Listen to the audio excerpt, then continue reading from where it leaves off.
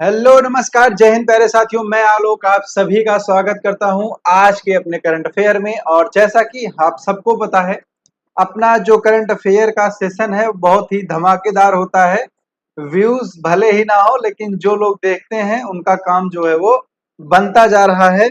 और इसमें बहुत ही एक पावर पैक शो जैसा इसका नाम है, तो वैसे ही इसमें आपको मैं कंटेंट भी दे रहा हूं, बिल्कुल टू द पॉइंट।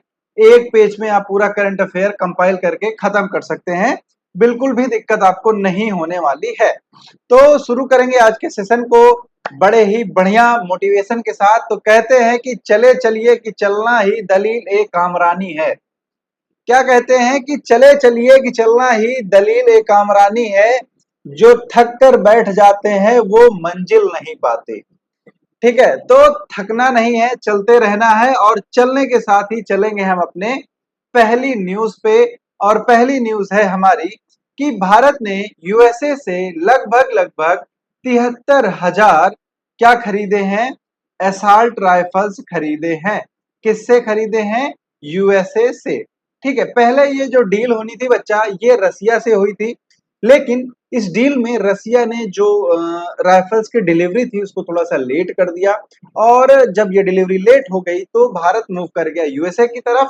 और उसके बाद यूएसए से लगभग 73,000 जो राइफल्स हैं उनको क्या किया गया, उनको लिया गया है, खरीदा गया है। ये दूसरा लॉट था, पहला लॉट ऑलरेडी इंडिया के पास आ चुका था इसका। ठीक है, सिगसा जो है वो कंपनी है, और SIG-216 जो है ये राइफल का नाम है। इसको आप यहाँ पर याद रख सकते हैं। रूस के साथ AK-203 ये जो है इसका ऑर्डर जो है दिया गया था। ठीक है, और मैं आपको एक चीज बताऊं, तो आप लोगों को पता होगा उत्तर प्रदेश में जो एक नया जिला है जिसका नाम है अमेठी। तो अमेठी में ही एक गन फैक्ट्री है जो रूस और इंडिया दोनों मिलकर वहां पर AK-203 का निर्माण भी कर रहे हैं। ठीक है, क्लियर। तो राइफल का नाम क्या है? SIG-216। ठीक है, कितनी? 73,000 ऑर्डर इसके हुए हैं। ठीक है, तो अब क्या हुआ था, रसिया से AK-203 आपने सुना होगा ना, AK-47। ठीक है, तो AK-47 की तरह ही क्या है, AK-203 AK-203। ठीक, तो सेम वही है। अब इसको लेना था लेकिन देर हो गई, नहीं मिली, तो हमने अमेरिका से ले लिया। ठीक, क्लियर। हमारा जो रक्षा बजट है वो क्या है सबसे ज्यादा है किसमें? पूरे बजट में। ठीक है, पूरे बजट में सबसे ज्यादा क्या है? रक्षा बजट। 48 लाख करोड़ रुपए का बजट था, जिसमें 6,22,000 करोड़ रुपए किसके लिए थे? डिफेंस सेक्टर के लिए थे। ये है सिग सौ राइफल। ठीक है, क्या है? इसी को हम बोल देते हैं SIG-216, इसको बोलते हैं। इसकी लंबाई कितनी है? 34.39 इंचेस। रेंज क्या है? 500 मीटर, मतलब आधा किलोमीटर ये मार सकती है भागते हुए आदमी को।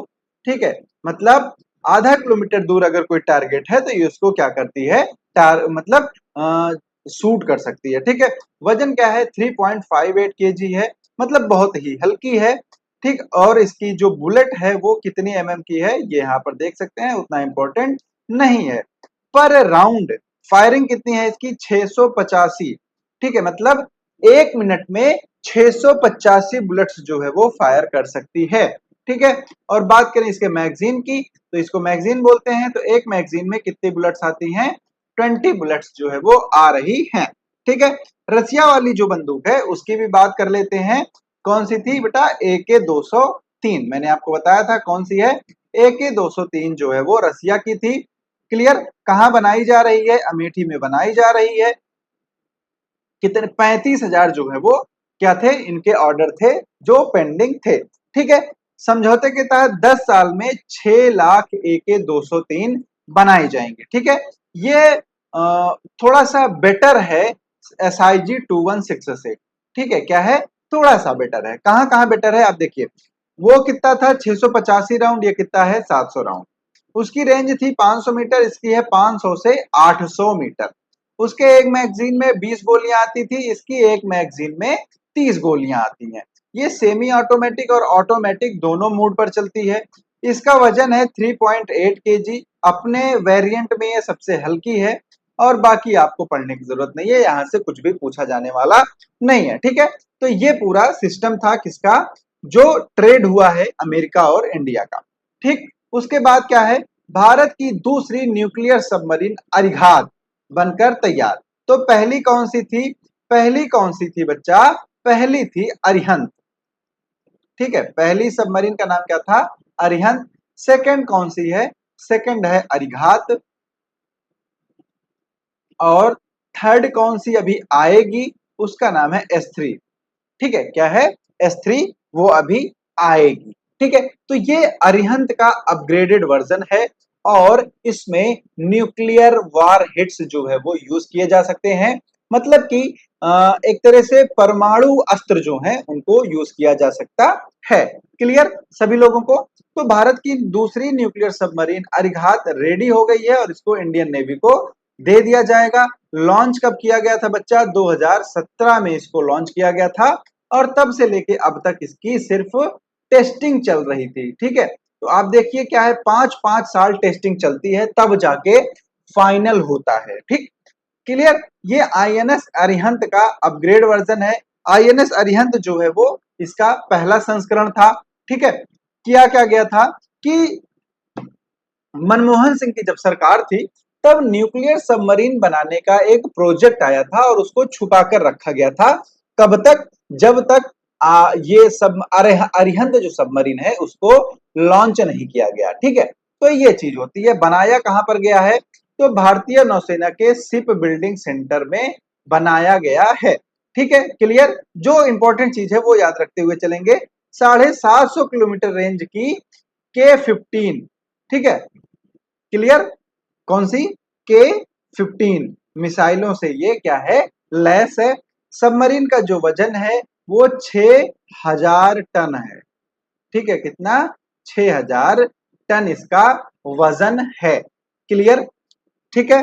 अब इसके आने से भारत छठा ऐसा देश बन गया। ठीक है, इसको जरूर नोट करना, छठा ऐसा देश बन गया है जिसके पास जल, थल और वायु तीनों से न्यूक्लियर पावर मारने की क्षमता है।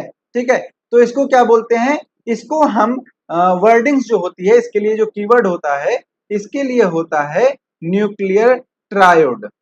ठीक है, क्या होता है, न्यूक्लियर ट्रायोड बोला जाता है। क्लियर बच्चे, चलिए अब देखिए आईएनएस अरिघात की क्या क्या क्वालिटी है, वो क्या है। इसकी चौड़ाई क्या है, 11 मीटर, मतलब ऐसे ये जो चौड़ी है 11 मीटर है। लंबाई कितनी है, 111.6 मीटर। ड्राफ्ट कितना है इसका, 9.5 मीटर। पानी के अंदर स्पीड कितनी है, 24 समुद्री मील। सॉरी, ये पानी के कितने अंदर तक, तो 24 समुद्री मील। स्पीड कितनी है, तो 12 से 15 नॉटिकल माइल पर आवर। ठीक है, अगर इसको देखें तो ये 22 से 28 किलोमीटर पर आवर की स्पीड से चल सकती है। ठीक, क्लियर। देखिए 6 देश ऐसे हैं जिनके पास ये सिस्टम्स हैं। ठीक है, अमेरिका के पास है ट्राइडेंट D5, इसकी रेंज है 12,000 किलोमीटर। फ्रांस के पास है M51, इसकी रेंज है 10,000 किलोमीटर। रसिया के पास है R29 RMU, ठीक है, इसकी लगभग 8.5। भारत के पास दो हैं, K-15 और K-4। ठीक है, ये क्या है, मिसाइल के नाम है। एक है K-15 1500 और K-4 है 3,500 किलोमीटर, जिसका अभी क्या है बेटा, ट्रायल चल रहा है। ठीक है, तो ये भी जब सक्सेस हो जाएगा तो इसको भी इम्प्लांट कर सकते हैं। ब्रिटेन ने यूएसए से ही लिया है ट्राइडेंट D5। चीन के पास है JL2, इसकी रेंज है 8,000 किलोमीटर। तो ये सारे क्या हैं, जो सबमरीन लॉन्च बेस्ड मिसाइल होती हैं वो होती हैं SLBM, और ये ऐसी ऐसी हैं। ठीक, अब देखिए 3 है अपने पास। ठीक है, 3 ऐसी सबमरीन है अपने पास जिसमें से हम क्या कर सकते हैं, जिसमें से हम फायर कर सकते हैं न्यूक्लियर वॉरहेड्स को।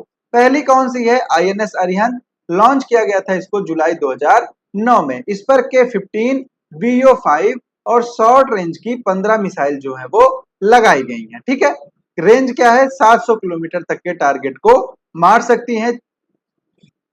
4 मीडियम रेंज की K-4, ये सारी चीजें हैं, कोई बात नहीं। आपको याद रखना है अरिहंत को, ठीक है, अरिहंत को आप याद रखेंगे 2009 जुलाई में इनको लॉन्च किया गया था। फिर उसके बाद इसको बोलते हैं आईएनएस अरिघात, ठीक है, क्या बोलते हैं, आईएनएस अरिघात, ठीक है, इसी का दूसरा नाम है S3, ठीक।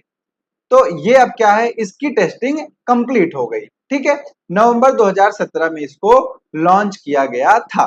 फिर तीसरी है S4, ठीक, S4 की टेस्टिंग अभी चल रही है, ठीक है, क्या है, टेस्टिंग अभी चल रही है। लॉन्च कब किया गया था, 2021 में।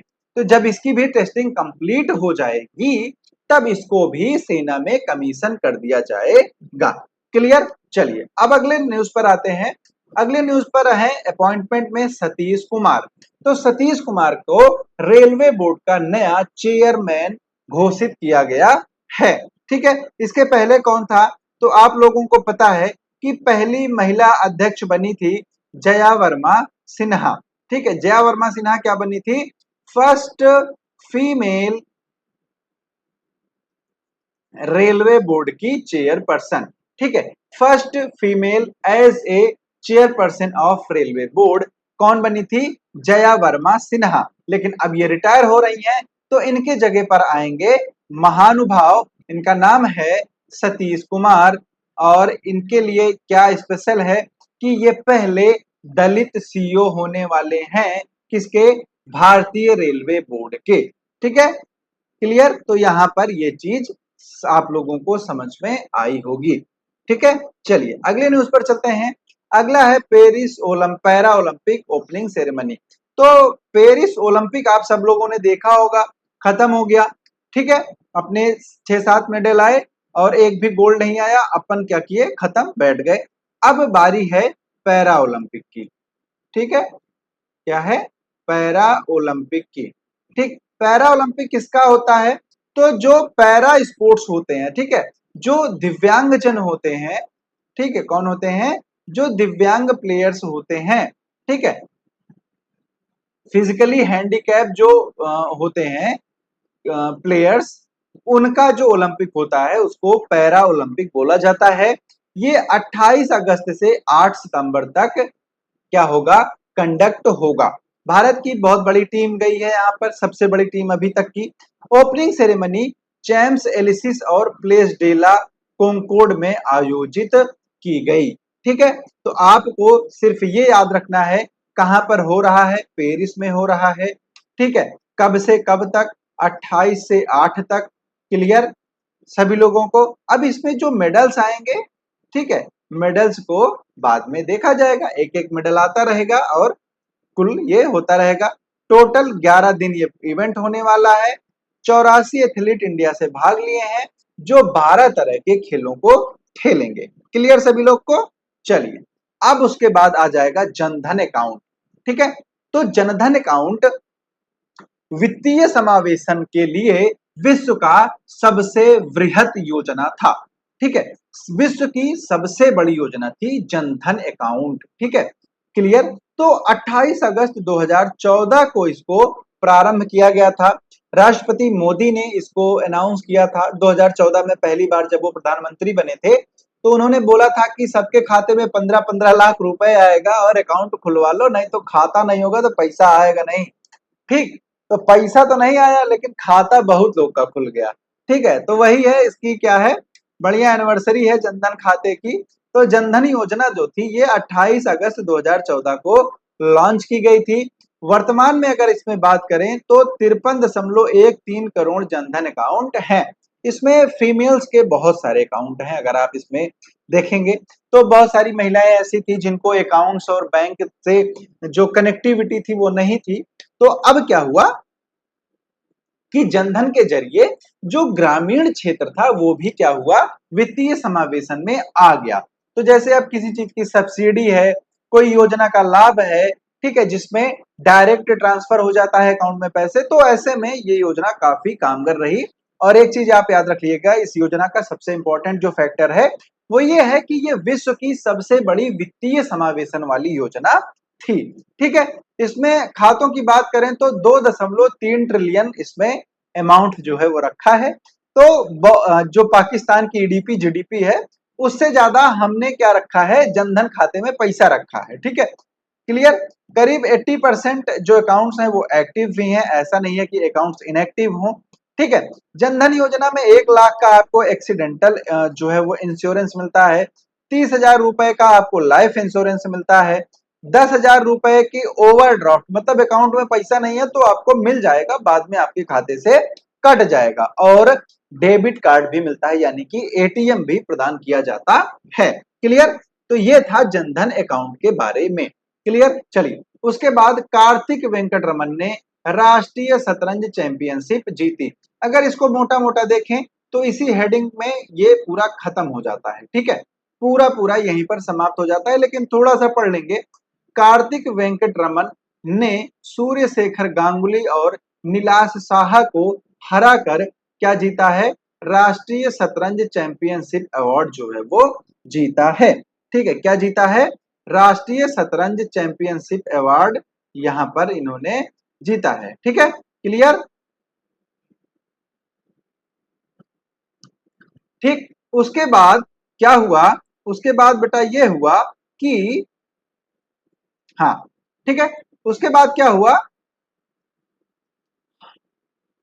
जो ये हैं, हाँ, सूर्य शेखर गांगुली। ठीक, सूर्य शेखर गांगुली बहुत ही अच्छे प्लेयर हैं, ये वो भी रह चुके हैं, क्या बोला जाता है इसको, ग्रैंड मास्टर। ठीक है, तो सूर्य शेखर गांगुली ग्रैंड मास्टर भी थे, तो इनको हरा के इन्होंने ये खिताब यहाँ पर जीता है। क्लियर। तो यहाँ पर आपको और कुछ भी ज्यादा पढ़ने की जरूरत नहीं है, बस इतना आपको पता होना चाहिए कि राष्ट्रीय शतरंज चैंपियनशिप, नेशनल चेस चैंपियनशिप किसने जीता है, वो जीता है कार्तिक वेंकट रमन ने। ठीक है, चलिए आगे चलते हैं अगले न्यूज पर। अगली न्यूज क्या है आपकी, राजेश धनखड़ ने महानिदेशक प्रोजेक्ट सी बर्ड का पदभार संभाला। ठीक है, तो इंडियन नेवी का एक प्रोजेक्ट है। ठीक है, किसका, इंडियन नेवी का, भारतीय नौसेना का, जिसका नाम है प्रोजेक्ट सी बर्ड, और इसकी जो अध्यक्षता है, या फिर इसका जो पदभार है अब वो किसके पास है, वो है वाइस एडमिरल राजेश धनखड़ के पास। ठीक है, 28 अगस्त को इनको ये कार्यभार दिया गया। इसके पहले कौन थे, इसके पहले थे तरुण सोबती। ठीक, क्लियर। यही इतने से आपको ये क्वेश्चन पूछा जाएगा। चलेंगे अपने अगली न्यूज पर।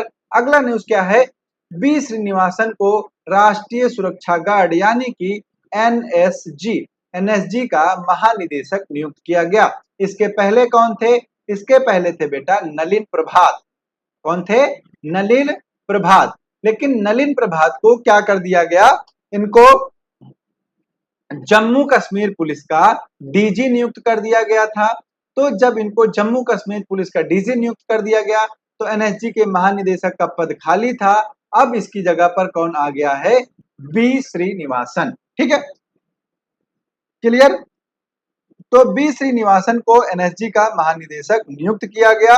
दूसरा इंपॉर्टेंट पॉइंट क्या है, किसकी जगह पर आएंगे, नलिन प्रभात की जगह पर आएंगे। ठीक, समझ में आया। आगे चलें, अगली न्यूज पर चलते हैं। अगली न्यूज क्या है, थोड़ा ये आपको पॉजिटिव लगेगा। हिमाचल प्रदेश ने एक कानून पास किया है जिसमें वहां पर जो लड़कियां हैं उनकी जो शादी की उम्र है उसको बढ़ाकर 21 वर्ष कर दी गई।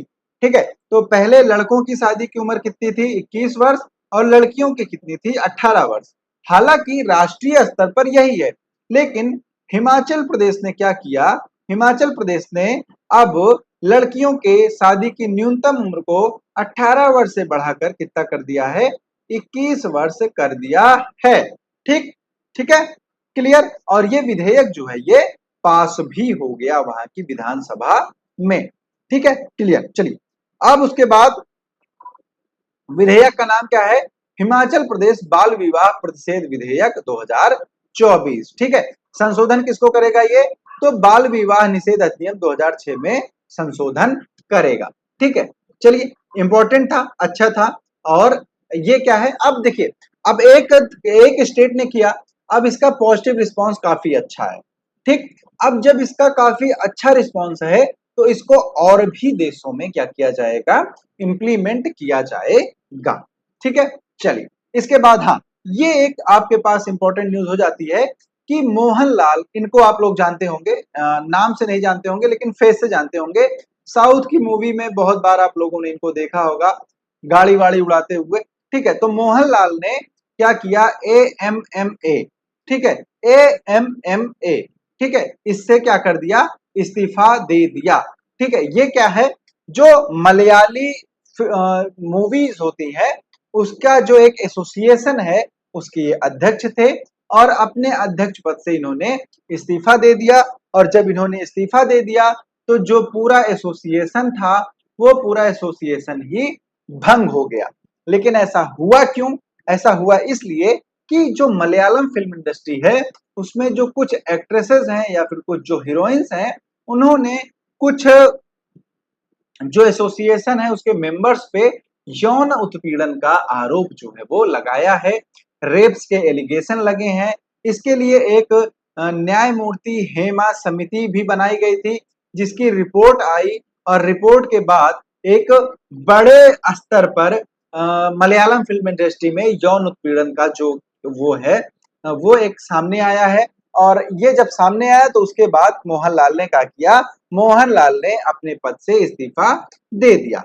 ठीक है, चलिए इसके बाद क्या है, भारत बायोटेक ने पहला हैजा वैक्सीन जो है वो लॉन्च किया है। ये ओरली है, मतलब जैसे आप लोग पोलियो के ड्रॉप्स पीते हैं सेम वैसे ही ये ड्रॉप फॉर्म में अवेलेबल होगी।